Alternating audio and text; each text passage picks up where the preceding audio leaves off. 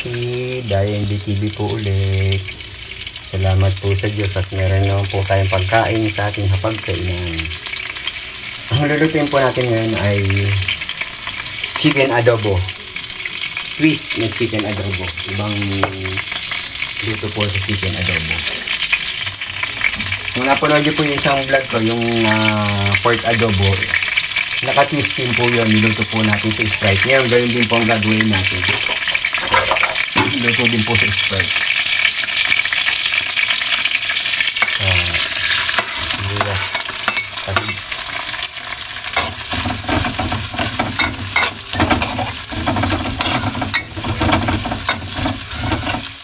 Isa rin po sa napakadaling i-prepare, chicken adobo.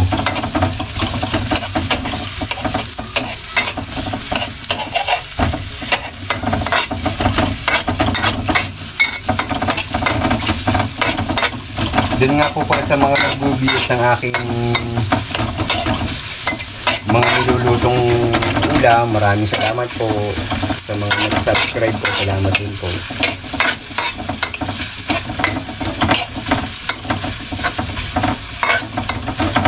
Madahil po kayong pagpipilian doon. Almost 47 plus na po ng niluluto ni INB channel. Dahil po kayong mga guide na simple cooking tips na affordable ng ating mga nanay at tatay. So, next po yung ating bawang.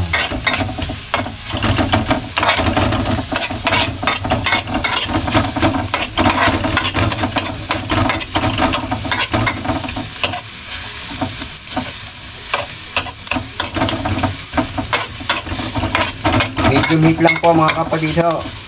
Kung masyadong malakas yung ating apoy para tipid na rin po sa gas. Ayan.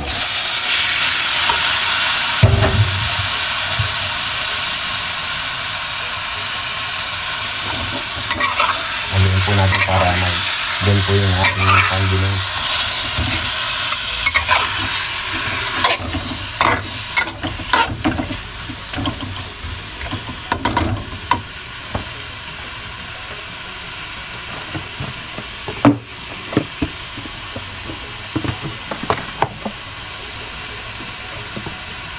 Next po dyan, asin po.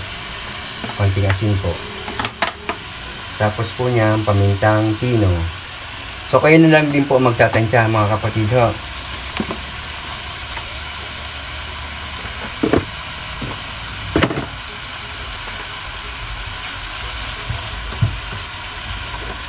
Pwede rin po patis. Ako sa inyo po.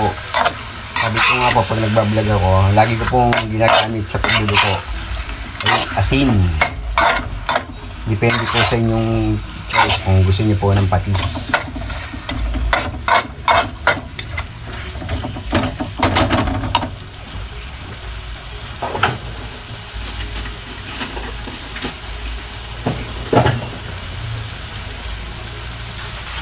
Next po niyan yung ating toyo.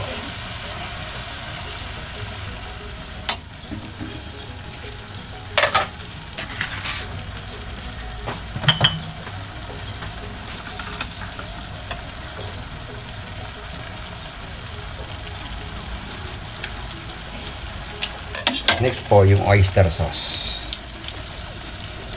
So, pwede rin pong walang oyster sauce. Nasa sa inyo po.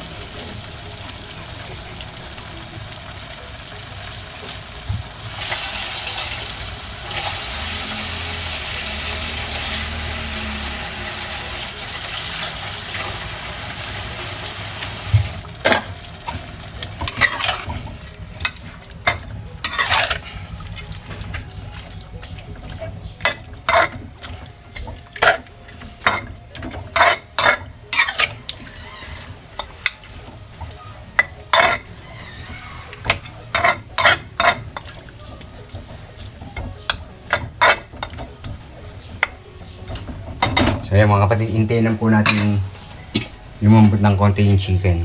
Maya. Ayun mga kapatid, nakulo na po. So next po niyan, lulutuin na po natin siya sa Sprite. So Sprite, baka naman po Coca-Cola bottling. Baka naman po. Kaya naglagay po ako ng Sprite. Medyo may tamis po ito eh. So, yan po yung pinaka-twist natin ng adobong manok. Luto sa Sprite. Medyo tutuyuin lang po natin konti. Hindi po tuyong-tuyo ho kasi po may alaga po kaming aso at saka pusa. Sinasama po kasi namin sa saw. Ayan, kung napapansin nyo lang po, ayan, maamoy na po ito. Mabango agad. So, patutuyuin na po natin sa Sprite. Tapos mamaya na po natin lalagay yung suka. So, maya-maya po ulit.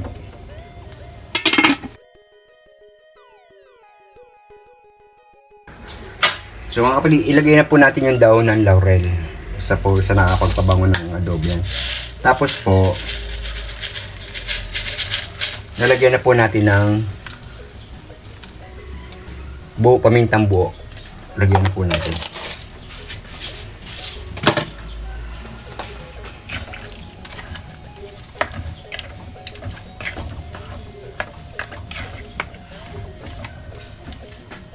Ayan, mamaya po ulit mga kapatid.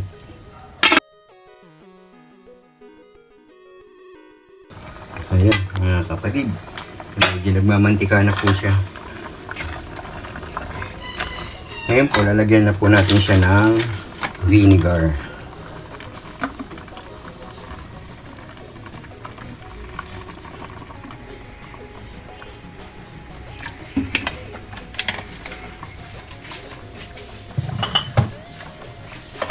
Tapos samahan na po natin ng sili. Kung gusto niyo pong optional po yung sili ho, kung gusto niyo medyo may anghang ng konti yung adobo.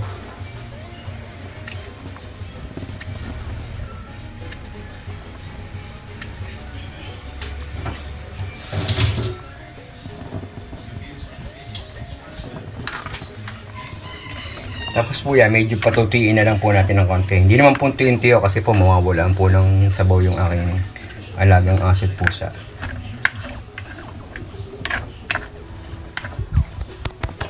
Maya po ulit, medyo tuyuin po natin ng konti lang po.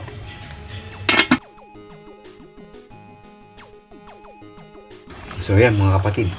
Yan, kung mapapansin nyo po, medyo nagmamantika na po siya. Luto na po yan. Ano po ako ng sabaw ho kasi sa mga alaga ko. Okay na po yan. Luto na po yan. Tapos natikman ko na rin po siya. Masarap po to kung tuyo po yung adobo. Kaya lang po sabi ko nga po dahil may alaga akong aso. So yan mga kapatid. Kung nagustuhan nyo po yung aking chicken adobo, paki-like po, paki-share, paki-subscribe po. Yun lang po. Salamat po sa Diyos.